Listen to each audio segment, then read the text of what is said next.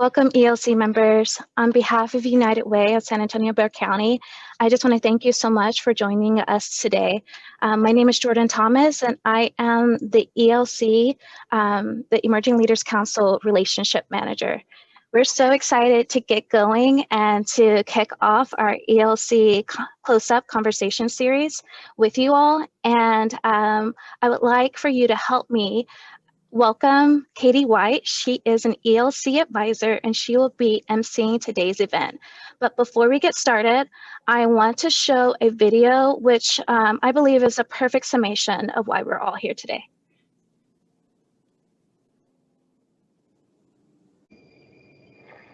It's hard to hope, hard to cope with crisis.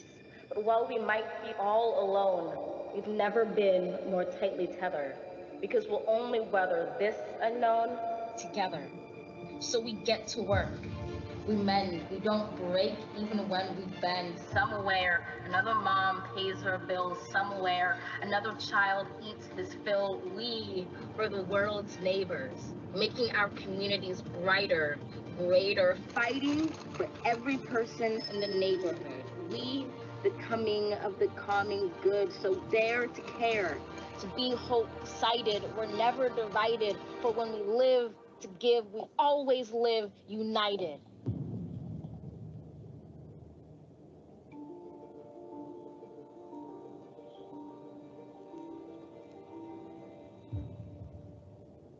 Welcome. I hope you're able to hear that. Hold on. Thank you for being here. I know in this era of Zoom calls and everything that we have going on, that your commitment to our community has never been more important. And so as an ELC advisory member and the chair for the Professional Development Committee, I want to thank you for being here and for making this mission possible. It's all of us together and it's all of us united. And as that video very clearly showed, that together we live united. So I am here today and I'm just so thrilled to welcome Kelly Reiniger. She is going to be the host for this. And then of course, Brad Barron, y'all go ahead and take it away. And thank you very much for being here. I will be in the chat along with Hannah, who has already dropped her information. And if you have questions, feel free to ask whatever you want. We're here for you. All right. There you go. That's all. Thanks, Kelly. Thanks, Brad. Y'all take it away now. You bet. Thanks, Katie. I'm not sure if any of y'all could hear the sound on that first video, but we'll be sure to send it out afterwards because it really is such a powerful video that we wanted to share with y'all. But I am Kelly Reiniger. I'm an ELC advisor and a payroll analyst at NuStar Energy. I'm excited to moderate this discussion today with my CEO, Brad Barron. So a little bit about Brad. Brad serves as president and CEO of NuStar Energy, a publicly traded master limited partnership, which is one of the largest independent liquids terminal and pipeline operators in the nation. NuStar has over 1,400 employees, been named one of Fortune magazine's 100 best places to work, as well as one of the best workplaces in Texas, best workplaces for millennials, and People's Magazine's Companies That Care. Brad is a member of the United Way Executive Committee and is currently serving as the 2020 United Way campaign chair. Brad is a native of South Texas. He holds a bachelor degree, a Bachelor of Business Administration degree from Texas Tech University and a Juris Doctorate degree from the University of Texas School of Law. And also he holds a Master of Arts degree from St. John's College. So with that, please help me welcome Brad Barron. And Brad, if you're ready, we can get started. You bet. It's good to see everybody. Can you hear me okay? I can hear you great. Good. Good. All right. Well, everyone here would be interested in hearing just a little bit more about you, maybe some things we wouldn't know about you, your background through your young professional days that led you to where you are today. So if you could, can you share a little bit about yourself and your background? Sure. So as you mentioned, I'm a native of South Texas. I grew up down near Kingsville in a little town called Bishop. So many of you have been through Bishop on your way to South Padre. There used to be a Badger Burger there. That was the big road stop on the way to South Padre back in the day. Finished high school in Round Rock and then went out on the High Plains, went to college, went to Texas Tech, went to University of Texas Law School, And then I lived in Santa Fe, New Mexico for quite a while and practiced law there. Probably something you wouldn't know about me is while I was living in Santa Fe, I was in charge of search and rescue for northern New Mexico and southern Colorado, and helped develop the high angle technical rescue standards that are still in use in New Mexico today. A former Outward Bound instructor, led trips in the Boundary Waters in Minnesota and the Big Bend country of Texas, and then traveled all over the world with a small team of friends. And we used to do a lot of kind of high altitude mountaineering things. So those are some things that you probably wouldn't know about me. So I was a lawyer for a while. I didn't, it was okay. I didn't really like it that much. It's a conflict-based system, and I'm much more collaborative than I am conflict-based. And so I was happy to try and turn my skills as a lawyer into trying to help business. And so I went to work for Valero in 2001. And then when our two companies split apart, I was asked to go with the MLP with NuStar. Became general counsel there. And then through my years at NuStar, I had all kinds of different roles, right? I had HR reported to me, real estate and right of way reported to me. I can't even remember everything that I've had in all these years, but it prepared me for the job that I have now. So that's great. Yeah, I feel like maybe even some of your traveling and seeing the videos you had before where you're out backpacking and have tents in the snow, I feel like that could even, prepare you for some of the stuff you do in corporate America too.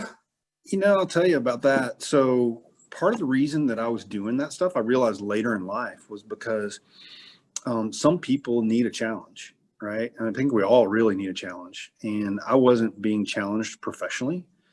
And so I brought challenge into my life through sort of the things that I did, the rock climbing, the mountaineering, search and rescue, that sort of stuff. And then at some point I was maybe not too old for it, but I didn't have time for it. So now I'm too old for it. So I put that stuff aside. And so the challenge now is more of a professional challenge. And so that's something I would encourage everybody to do, is make sure that you have things that challenge you in your life. Yeah, absolutely. That's really inspiring for us. We've all joined ELC because we aspire to be great leaders in our community and in the companies that we're working for. So what is your leadership philosophy, and how has that kind of guided your career path? Yeah, so I mentioned it a little bit before. I'm a big believer in collaboration. I'm a big believer. What I think is that leaders make connections with other people. So, there's some people that sort of hive off their group from other groups, and they're sort of about obtaining power and control, right? And a true leader is able to step back and give up control and make connections for people that work for them, right? And so when you do that, it creates much more collaboration. The end product is better. So I like to say all of us are better than any of us. And that's really what I focus on here is fostering communication and collaboration and cooperation. Yeah, that's great. Yeah, I think we're only as good as our weakest link, right? So it's up to those leaders to kind of divvy out responsibilities and make sure that people are still growing and learning underneath them. Yeah. So I'll tell you, one of the things that makes me the happiest here at NuStar is, a long time ago, and this is many, many, many years ago, we used to have a culture. We've always had a really giving culture, but in terms of the way departments work together, many of our departments did not work that well together. And now what you'll see in our company is that the engineers actually sit in on the staff meeting for the business development guys. And they both sit in on the staff meetings for some of the operations teams. And so it really tightens up the communication and builds a lot of cross-functional cooperation. Yeah, I was going to say, since I've been at NuStar, it's always felt like a collaborative effort of all companies, and we know what each other does and how it helps someone else. So yeah, I think it's important to surround ourselves with the positive leaders, and then they can kind of be a mentor for us, not only professionally, but in our personal lives as well. So can you think of a particular piece of advice that you've received that has shaped who you are as a person and a leader? I can think of a couple.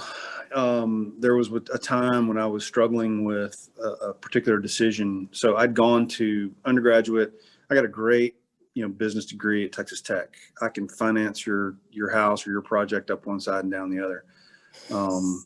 And I went to law school, and some people think law school is magic. Law school is really just a technical school, right? I had a professor one time in law school. We're all sitting there, and he said, you guys all really think you're hot stuff, don't you? And he said, you are no better than the guys down the street that are at TVI, which was a Technical Vocational Institute, learning to break down engines. He said, you're learning to break down cases and put them back together. He says, so don't feel so full of yourself.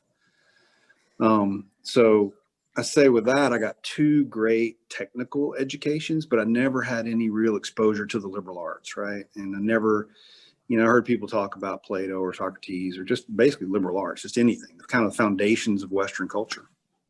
And so I got curious and I wanted to know more about it. And so I was going to go back to school and practice law and do this part-time at night. And so I went to a judge in town, a famous judge named Judge Seth, who was a big influence on me. He was a really, really neat guy, one of the most powerful people in America. He sat on the 10th Circuit Court of Appeals, but also one of the kindest people I've ever met. And so anyway, I was asking Judge Seth about it, what he thought. And he looked at me and he said, he said, you've got the rest of your life to be a lawyer. He said, it's probably good to learn to be a human being first. So I thought that was a pretty good piece of advice. Another really good piece of advice I got from a book, and I would recommend this book highly to anyone. It's kind of hard to find. Maybe it's back in print, but it's called Simple Truths. It's by a guy named Kent Nerburn, N-E-R-B-U-R-N. And I met him when I was in Minnesota doing trips in the Boundary Waters. It's a really small, slim little volume. And he started out as kind of letters to his kids that were just then being born. And one of them is, on work. Another chapter is on marriage, on, on death and dying. But he starts out his chapter on work and he says, choose your work carefully. And he says, because like it or not, that's where you're going to spend most of your waking hours, right? You're going to spend most of your life at your job. You don't like to think of it that way, but that's really how it is. So choose your work carefully. Make sure it's something that you get something out of in addition to getting a paycheck, and that the culture agrees with you, and that you like the people. So yeah, I love how all your advice, it seems very humbling, and it's personal advice, because if you're not happy with what you're doing, with who you are as a person, then you won't get to the successful level that you are at today, right? You're exactly right. I've told people that before. I used to have to do a lot of interviewing here at the company, and it was funny. People never asked me the most important question, which was, what's it like to work here? Why do you work here? What do you get out of it? What's the culture like here? And I tell people all the time, find a job. Don't pick your job based on paycheck. If you do that, you're likely to end up in a job that doesn't suit you well, and you won't thrive there. But if you find the job that really fits you and you thrive, you'll blow past whatever that pay differential was in the beginning. Yeah, that's so true. Money doesn't matter that much after all. No, it matters. I mean, don't get me wrong. I'm not saying, but it does matter. So make sure you can pay your bills. Make sure you can pay your bills and then start giving back to our community, right? Yeah. We played a couple videos before we got started today, and one of those highlighted the social inequities in our community, from pre-birth through childcare, education, and employment opportunities. There are definitely racial and socioeconomic divides that really need our attention and support just to change these statistics. And Brad, you've brought to focus this important subject of social injustice as part of this year's campaign message. So in light of these many social injustices in today's society, how do you think that young professionals can become greater change makers in our workplaces and our community? So a couple of things. One, I would say that your generation has already done a great deal, right? Or one of the reasons this is at the fore is because your generation is now ascendant, and you're taking on more and more importance in the economy and in politics. And y'all are keeping that front and center. And so I don't think we would have had this conversation 10 years ago, right? I don't think it would have been as important. So, first I'd say hats off to your generation for making this important and bringing it out. The next thing that I think you can do is, here's what I worry about, is that this conversation has the potential to fade. I've seen it over my lifetime, my career. These things will flare up. It'll become important for a little while, and then people will either lose energy or they'll get distracted with something else, like a presidential election or whatever, a recession, or even a boom. And things like this get lost in boom times, right? When everybody is doing well, maybe the people that you don't know aren't doing so well.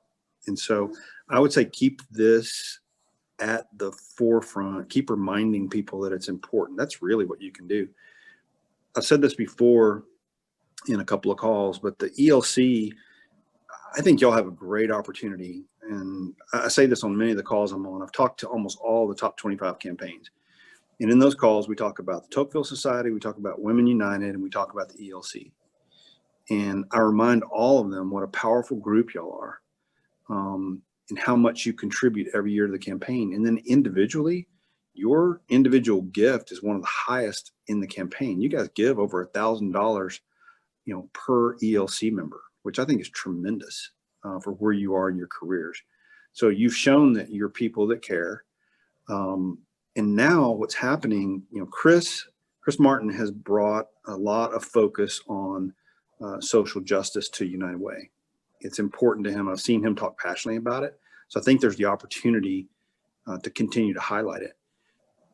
What is also happening, though, is, there's an older generation that has always supported United Way that's phasing out, right? And so now it's time for these emerging leaders to take on bigger roles. This is your opportunity to shape United Way the way you want to shape it, right? And to have that difference that your generation talks about frequently. And then, tell me if I'm getting way off track here, but I do want to make these few points. Sorry, the AC just came on in here. We're replacing a lot of the air conditioning systems here to prepare for bringing employees back, so it's kind of loud. Oh, you're good. Sorry about that. I was going to say something about you guys in the United Way. Well, I lost it. But anyway, you have a tremendously important role as ELC members to play in the next chapter of the United Way. Oh, I know what I was going to say. The work that has been done by the United Way in the past few years, this group is probably pretty aware of it, but the Impact Council work is what's going to set the United Way up to be the leader in this community. I can't think of any other organization that is better positioned to have an impact on social justice issues than the United Way. And if you have any doubts about that, call me. I won't take up everybody's time with it, but if any of you want to call me, I'm easily available. You just call 210-918-2000 and ask for me, and they'll put you through, and we can talk about the impact councils, and I can tell you why they're really important, and how this sets United Way up to be that leadership organization in the community. Yeah, I know it's definitely something you're very passionate about. We could give you the whole time to talk about it if you wanted to. But yeah, I mean, you make such a good point that it can go in waves, right? It's very prevalent right now, and we're talking about it because we have campaigns going on, but we want to keep this going year round and every year. 2020 has been crazy, but the needs that we have this year, they're not just going to go away. So it really is up to us, the ELC members, to get our voices out there and to get more people involved. So, I mean, do you have any advice for us? We're so heavily involved, but how do you think we could get more involvement outside of ELC just to step up even more support in our community? That's tough. I mean, your generation operates so much differently than mine. Y'all have different ways of doing things. And actually, one of the things I want to point out is the new things that y'all bring, the new ways that this generation interacts, and they're very different from mine and the older generation ahead of me. I'm kind of in between, right? I can handle a Zoom call. I've got board members that can't handle a Zoom call. So, I mean, quite frankly, y'all would know better than I would how you can bring your friends into this loop. But what I do want to go back to is the opportunity that's there for y'all. And maybe that really is the way in. People want to make a difference, right? I've sat on boards that sounded really cool to sit on, and they were just boring, and they didn't do anything. And what made it so boring is, yeah, okay, I sat on that board and it was cool, and I could put that on my resume and all that sort of stuff, but they never asked me to do anything, right? They never tapped into what I actually know or what I was willing to do. And so I think if you challenge your members to do things, not only give your money, give your time. I would challenge every ELC member to serve on a community board, right? To go serve on a board of a United Way agency and then bring that experience back to United Way. You'll understand United Way much better if your organization is dependent on those funds, right? And you'll also feel better, and you will learn from other people in the community. You'll build stronger ties. And I guarantee you, every board in town would be thrilled to have an ELC member on their board. And so I would think about making that a priority for the organization. Yeah, no, I agree. And it's kind of just getting out of your comfort zone, and it's a sacrifice of time, right? I mean, there's other things we might want to do, but we don't think about, okay, well, go serve on a board instead. But I think that's great advice, and I'm sure that's something we'll bring up in our next ELC meeting. Just to move on a bit, one of the other videos that we were playing before we started, it spoke to how our contributions to United Way can make a difference in our community. And it's just amazing to see how far our money can go. Just to highlight a few points, like $43 a month can buy 24 homeless individuals and families basic household supplies that they would need to restart in a new home. $87 a month provides a homeless individual 3 meals a day, showers, clothing, medical care, and a place to sleep for a month. And $158 a month provides a mother with prenatal care through her pregnancy and postpartum. These are just a few donation levels I wanted to highlight. Obviously, the goal is never ending, right? We want to reach all the needs in the community. And I just think it's so important to understand how our money can go such a far way. And it's really sacrificing something so little on our end to provide something so much greater for everyone else in need. Exactly right. Yeah, it's just, I mean, we spend our money on things that we want, but I can go look back at my Amazon cart and I've spent at least this much on selfish things that I probably didn't need, and I'm gonna go think about giving back this next time I go fill up my cart. Exactly right. So Brad, we kind of hit you with the easy questions first, and we saved some tough questions for you and put you on the spot here at the end. Uh-oh. In light of COVID, the pandemic, stay-at-home orders, and the convenience of online ordering, what is the last thing that you ordered on Amazon? The last thing I ordered on Amazon is boring, but I'll tell you anyway.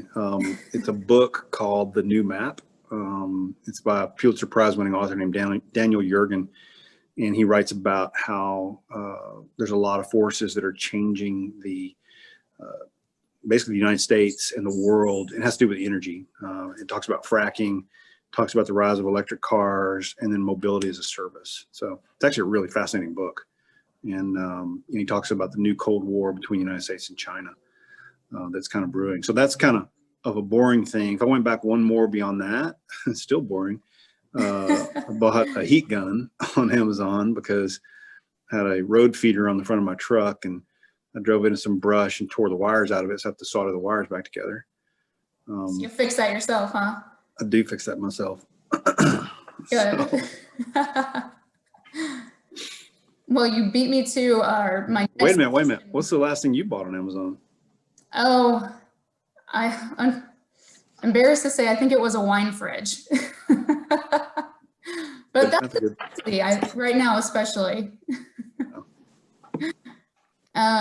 So I guess you've already recommended a couple books. Are there any other, just must reads that you think for ELC members that we've got to read? I'd say for like I say, I'd go back and I'd get a copy of Simple Truths. I really would. That is a fantastic book. I've given out dozens of copies of it. It's very short, tiny. Again, by Kent Nerburn, Nerburn. An interesting book that I read. It's a little bit dense, but I found it to be highly interesting. It's called Spillover. And it's a book by an author named David Quammen, Quamm. En. He was a writer for Outside Magazine. I met him when I lived in Santa Fe, and he usually writes articles about conservation, particularly in the West. But in 2012, he wrote a book about zoonotic viruses, basically viruses that jump from animals to humans, as COVID-19 is. And so it, like I say, it's a little bit dense, but man, you get through that and you will know exactly how this stuff happens. There's a part in there that's really fascinating where he talks to one of the scientists and he said, what is it that keeps you up most, keeps you up at night? And the guy said, my biggest fear, and this is written in 2012, he said, my biggest fear is that there will be a virus that jumps from an animal to a human in a wet market. And I think he said in Wuhan, China, and it will spread around the world and the world won't know how to deal with it. I was like, oh my goodness. It was like it was written today. A little chilling. Do these books give you more comfort reading them, or you kind of find thrill in the fear? It's a good question. I mean, what you realize is these things, they do happen, but they don't happen that often. And he points out something interesting, and I won't bore you too much with this, but he points out how viruses have to have a balance, right? So they need to be able to reproduce, which makes you sick, but they don't want to make you too sick, because if you get too sick, the host dies before they can pass it on. And so, Ebola is very deadly, but it doesn't typically spread that much because you feel it immediately. I mean, you feel like crap. And so you don't go anywhere, right? So you don't get on a plane and infect thousands of people. The problem with this one, COVID-19, is its particular mode of transmission. There's like 4 days when people don't have symptoms at all. Yeah. And so it's very, very effective at getting out. So overall, it's been going on for centuries, and it'll go on after this one. And so it's, to answer your question, it's a little bit scary, but it happens more frequently than you would think.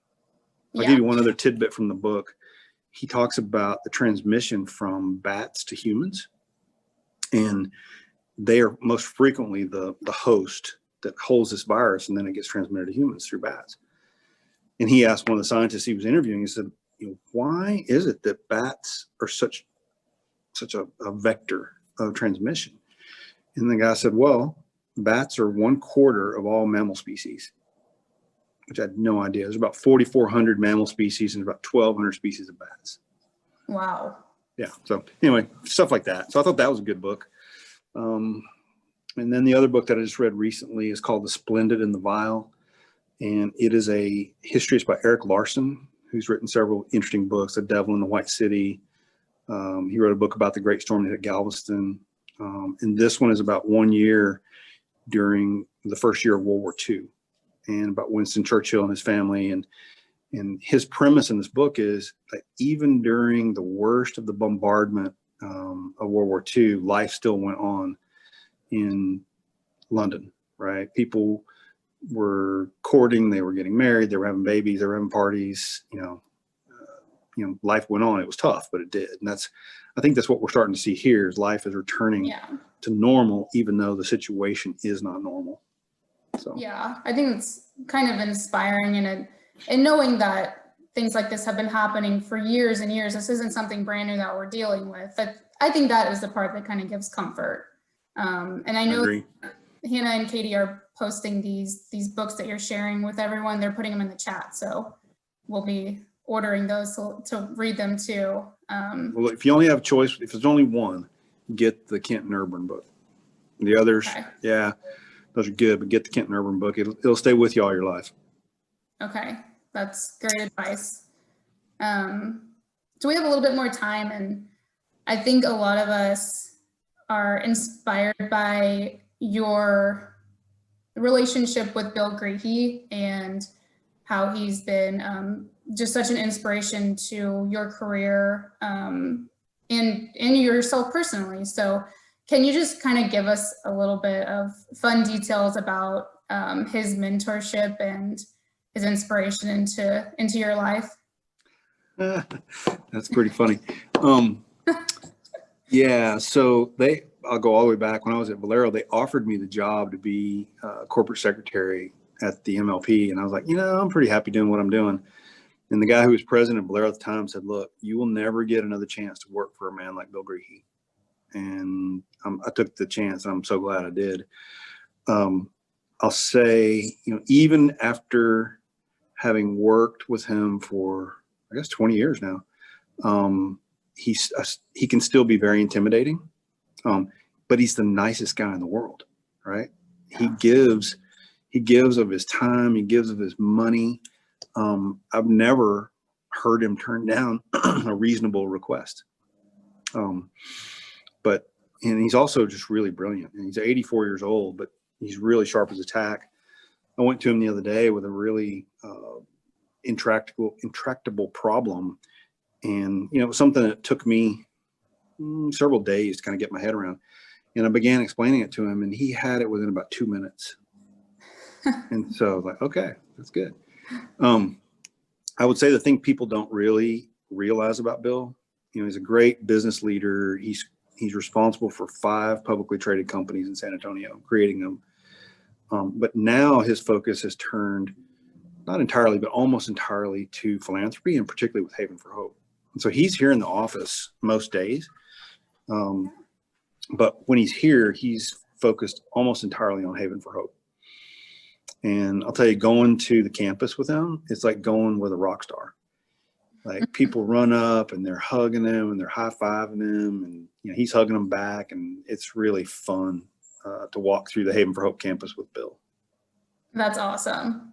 I love hearing that. And he's out there with our big Christmas dinner, and yeah, he's just such a humble person. And I mean, I think that's amazing, and it's so relatable. And I think that's why so many people want to get involved with United Way and give back, because yeah, there's no big separation. And I know we all appreciate that. But Brad, I think that's it for me. Thank you so much for spending this time with me. It's been great to see you. And I know we're gonna have some questions from the audience, so I'm gonna give it back to Katie right now.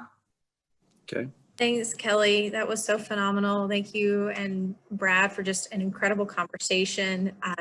It's great to hear all that advice. You were saying things and I was like, yep, yes, find a job you love to do. Like, all of those things are such wonderful life advice, and to learn that as emerging leaders, before we get entrenched in careers is very good. So right now we're going to take questions from the audience. So you can either click the raise your hand button, or you can post it in the chat, and we'll get to it as quickly as we can. So we're going to go ahead and kick that off. Of questions you can ask Brad, and don't shy away. We want to know exactly what he bought last on Amazon. For me, it was a meat thermometer. It was incredibly exciting. The things we do with COVID, right? So anyway, who's first?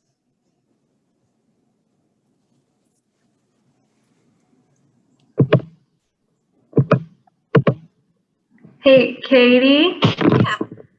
Hannah here. Hey, Brad, I have a question for you, Brad, and it's about, what has it been like to be a leader during COVID? I mean, you've had to make a lot of quick and probably difficult decisions. And I'm just wondering, what has that experience been like? Because there was no roadmap or framework really for you to necessarily follow. And so I'm curious about that experience. Yeah, I'll say kind of flippantly, kind of not. The first few weeks or first couple of months of it were like being in a knife fight. So it's hard. I'll tell you, this is the challenge of COVID, is trying to balance what's going on in your business. And most businesses have been tremendously adversely impacted, whether you're in the airline industry, the energy industry like you are and I am, hotels, whatever. So you're working on trying to just tend to the fundamentals of the business, right? Liquidity and things like that, and at the same time being mindful that your employees haven't ever been through this before, and none of us have. And so What I've been trying to do is to balance my focus on the fundamentals of the business with also being accessible to employees and staying engaged with our employees. And so for the first probably month, maybe 2 months of the pandemic, I had a list of employees and I would make probably, I don't know, 5 to 8 calls a day, just randomly calling people up and just seeing how they were doing. And I learned a lot about what the challenges were. You know, for example, one of the things I learned was it's really hard if you've got kids at home, right? It's pretty easy for me. I don't have kids at home, but working from home is tremendously difficult if you have children.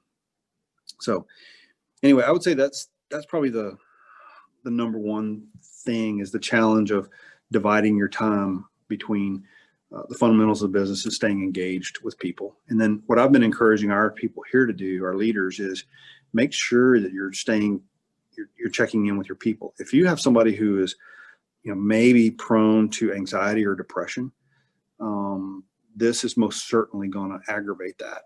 And then if you've got people who maybe aren't prone to anxiety and depression, they probably are now.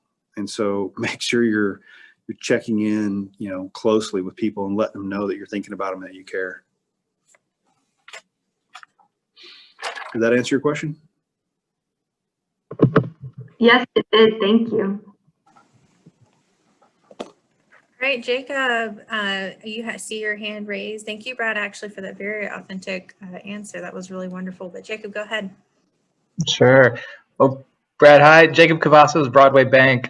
First of all, thanks so much for taking the time to do this. But I was wondering if you could speak to a little bit, dovetailing with Hannah's question, but a little bit of the remote work environment, you know, what you've seen, success, challenges, and if you don't mind taking your crystal ball out a little bit and where you see that going. Is that something that you see continuing in your industry, or as you talk to other leaders in the community, you know, in other industries across the board?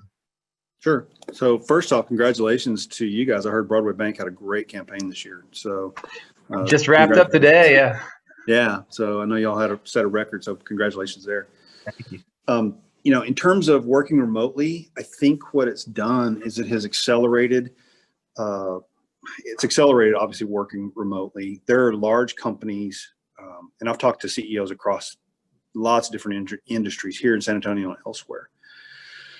For some big industries, particularly like insurance, banking to a little bit lesser degree, but still some of the back office functions of banking, what they're realizing is that a lot of those jobs can be done remotely.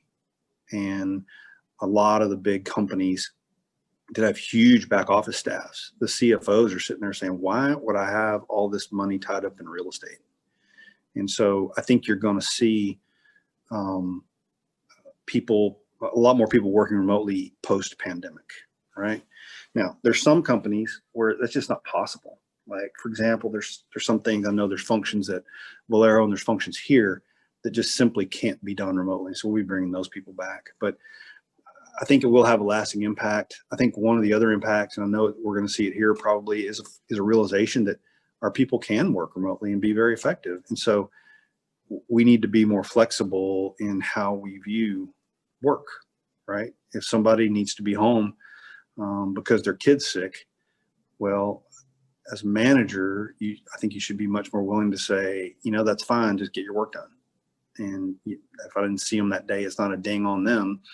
It's actually a benefit. They got their work done and they saw their kid, and we supported their family in that way. So I think you're going to see a whole lot more of that. I don't think it's going to be every business everywhere. It's just not possible. But I think you'll see a lot of it migrate to homes. So the other thing, you know, we're talking about what brings NuStar back, right? And I'll tell you what my calculus is. We're working remotely mostly. We have field operations that can't, control room operations that can't. But what I've been most impressed with is that our productivity has not dropped at all. Our productivity is as high or high as ever. What has happened, though, is our efficiency is much lower. And that's frustrating, right? It's hard to deal with. And so to give you an example of what I mean by efficiency is lower, yesterday I was on a call and my phone, my office desk phone rang 3 times and my cell phone rang once. And that's it during a 20-minute call. Okay, so I get off my call.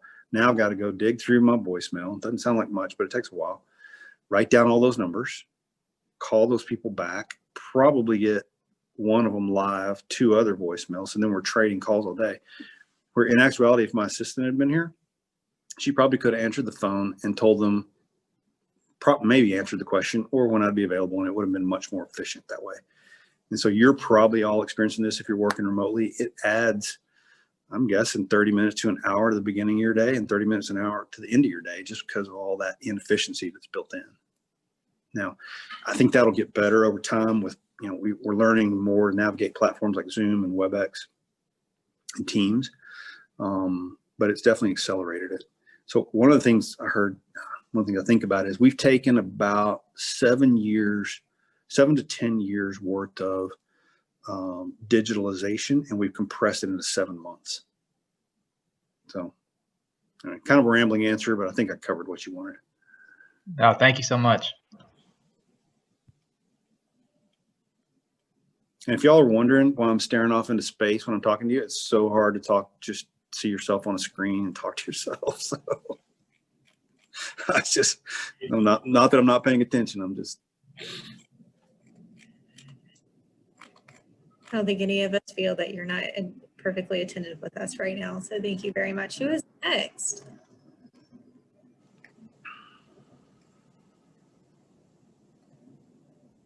All right, we have one in the, we have a couple in the chat. Let me grab them real quickly.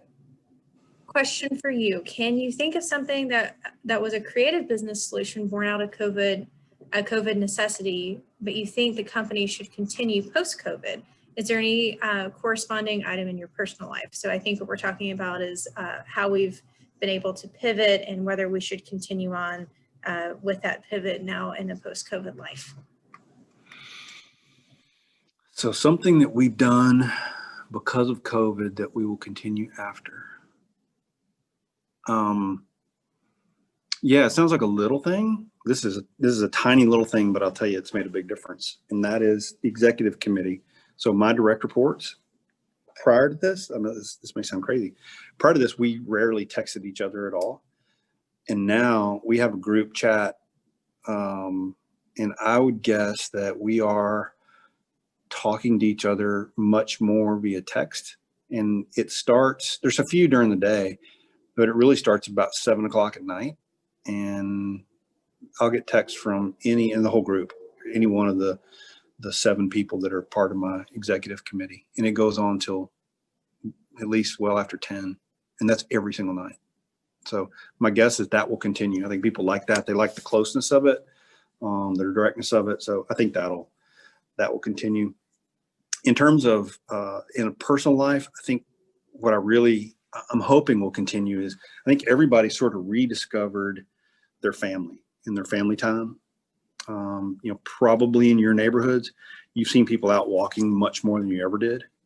And I think that's a kind of a new discovery, the joys of a family dinner or breakfast together, and then actually being together out walking. So I think that'll probably continue on too. Love that. Yeah, I absolutely agree. So we have one from Christine. Throughout your NuStar career, what ways have you addressed the societal issues brought to light by current events? Well, so throughout my career, I'm really fortunate, and you guys can tell, I feel fortunate to have worked for Bill Greehey. And Bill has taught an entire generation of people. So not only has Bill given away millions of dollars, he's taught an entire generation of business leaders how to be philanthropists themselves and how to make an impact in their community, right? And so we continue that here at NuStar. It's part of what we do. We encourage all of our employees to sit on community boards. And the boards that we're talking about are nonprofit boards, right? These are the places that are the front line of addressing inequality. And so that's a big thing that we do, and we support them. If you go sit on a board here, when your group has a fundraiser, we're going to be right there and buying a table, and we'll be sponsoring you, through stuff like that. So that's one big way that we've been trying to address the inequities in our society, is through giving back, encouraging our employees to give back both monetarily and with their time. Love that. Yeah, I know NuStar has an incredible philanthropic footprint, and I've in several organizations I've worked with, and even now in mine currently at Family Service. We're really grateful for your constant commitment to support. Who else? Oh, we have one in the chat real quick. Here you go. As you near 20 years in business, how would you describe your growth since you went public in 2001? So there are actually 3 questions. So why don't you answer that and we'll get to 2 and 3. How's that, rather than overwhelm you all at once? Okay. I assume that she means my company's growth. She says your growth in the next 20 years. Yeah, I believe so. Because I've grown a lot as a person, but we won't get into that. Oh, we want to hear for that too. It can be, no. Be personal and professional. Yeah. So the company's had meteoric growth through most of those 20 years. We have seen 3 major setbacks in oil prices, and we're going through one right now. As you know, oil went from about $57 a barrel to negative 37. That wiped out a lot of the market cap of many energy companies, us included. And so, we've seen really strong growth. What I'm most proud of is there's a lot of pressure. Pressure is not the right word, but the traditional energy is very disfavored in this country right now, and which is unfortunate because you need a mix, right? I'm not opposed to moving toward clean energy sources, but at the same time, I think we have to have an understanding that helicopters don't fly on solar panels, and they're not likely to in our lifetime. And so, if we want a life flight helicopter, we need environmentally sensitive or environmentally conscious, exploitation of fossil fuels in this country. And my company is right at the forefront of all that. So I'm very proud of what we've accomplished in that 20 years, not just in terms of growth, but in terms of safety statistics. So we strive to never spill a drop. Any spill in the company gets reported to me, and every spill gets reported to our board of directors. So we try to never spill a drop, but we're very conscious of it. So a little rambling. That's a lot of oversight. It's wonderful. Yep. Sorry about that background noise. Oh, it's like you're a busy businessman. Or so the last two parts of that question that kind of fit hand in hand. So what's the plan for the next 20 years, and how does NuStar's community commitment fit into that plan? So I don't want to sound flippant. I can't predict 20 years out. I can probably go about 3. And, that's my job, is to see over the curve of the earth. But given what has happened recently, it's become very murky for CEOs in every industry, right? I mean, really, truly my job is to be able to see what's coming. And I've always felt comfortable that I could see 3 to 5 years out. And now most CEOs, myself included, most that I've talked to, most of us can't see beyond a couple of quarters, right? It's starting to clarify a little bit. So I really can't say what it would be 20 years out. What I can tell you is that for as long as I'm CEO here, what I want to do is to continue with playing an important role in America's economy by moving the raw materials that we need to make America run, right? And doing that in an environmentally responsible way. And so that's what we will focus on over the next, well, however long I'm in this chair. Wonderful answer. We have one from Tyler. Following off that theme, what would you attribute NuStar's success to as it pertains to consistently being rated one of the top places to work, particularly for millennials? It's funny. We never asked for that. We never applied for an award for that. That rating that you're talking about from millennials. It just happened. And I'd be interested to hear what Kelly and others have to say about that. I think the reason that we're consistently rated high by millennials is we respect our millennial generation. Have a great deal of respect for what they bring to the table. We give them a seat at the table. We give them a voice, and we give them challenging work. And I think that's what people want. I don't think people necessarily want a ping pong table in the cafeteria, and it'd be nice maybe to have a bring your dog to work day, every day. But I think people understand why we don't, and I think they recognize the benefits of being here. I think another big thing is that our focus on our employees. So we have what we call an employee first culture. It's created by Bill Greehey. Bolero has the same thing. And his belief was the more you do for employees, the more they will do for the community and for their company. And so we try to practice that. So I think that's probably part of it. And then again, our focus on the community, I think, fits in with the ethos of this generation about wanting to give back. And we make it easy for people to give back here. So we match their United Way contribution.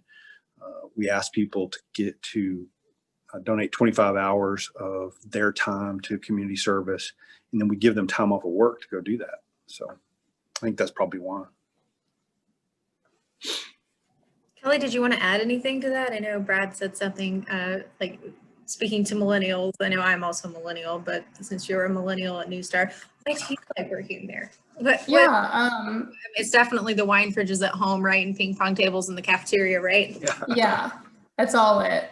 It's all it. Because I would love to bring my dog to work. I think she'd be a big distraction. But I mean, NuStar's just special. Like when people ask me about NuStar and who I work for, I tell them it's a very big, small company. And that's just like a family type of feel. We have happy hours and we see each other in the cafe, and there's no separation between, where Brad's at in his career and then where I'm at. Everyone talks to each other the same. And I think that's what people my age really appreciate. And so like that's how I feel about it. I don't have a family or anything yet, but yeah, the leadership style has just, it's really taken a toll on the millennials. And I think that's why we've got that award. Yeah, the inclusivity really pays off, and you have to be authentic to make it feel like a family. I know I've worked in. One reason that I was led to the nonprofit career in general is because we just feel like a giant family, all of us working together to support one another, to be there for other people. So, and Brad, every board member I've ever had the chance to interact with on behalf of NuStar has been just exemplary. They are always attentive. They are always so kind and giving of their resources. And so it's just honestly been one of the best professional interactions to ever have worked with someone from NuStar. I can absolutely say that with certainty. So we have about 7 minutes left. Does anyone else have a final question? And then we're gonna let him close us out with any kind of final thoughts. So while you're assembling the last question, or people are getting their questions in, I'll mention, some of you were pretty young when the last financial crisis came and Lehman Brothers went down. It was one of the largest banks in the world, and they collapsed. I was reading a story about, I knew some people at Lehman, and they were saying that the rank and file employees never knew the senior executives at Lehman. They had a separate parking garage and they had a separate bank of elevators. So they never rode the elevator, even with their employees. And, if they'd known their employees, they might have known what was going on and, could have stopped what happened. But to me, that was just an elitist culture that we don't have here. So I do have a parking space, but it's right next to everybody else. It's not in the front. And, I ride the elevator with everybody else and stand in line in the cafeteria, and I enjoy that, right? It's fun. Yeah. Let me close by saying thank you to the ELC, and you guys are taking on, every year you're taking on a bigger and bigger role in terms of the campaign goal. Your individual gifts are nothing short of amazing, and I mention that on every call that I'm on. I would encourage you and actually challenge you to expand your role. You are the next generation of United Way, and that doesn't start next year or 5 years from now. That starts now, right? Your opportunity is now. Make sure that you're bugging Chris and saying, "Hey, I want to serve on a review committee. I want to be part of the next iteration of United Way," and they will welcome you with open arms. And I think this group has a tremendous amount to offer. Thank you, Katie. Thank you, Brad. Thank you, Kelly. This was an amazing conversation, and we really appreciate everyone who was on the call today. We'll have a follow-up email that will be sent out shortly just to get some feedback from you all about future events that we will have. We also have a diversity panel that is in the works for October, so look out for more information about that. And we have some really cool volunteer opportunities as well in the pipeline. So we're really excited to kick off this campaign, and we really appreciate Brad's time and really kind of sharing his heart with our ELC membership. So with that being said, I believe that's it, everyone.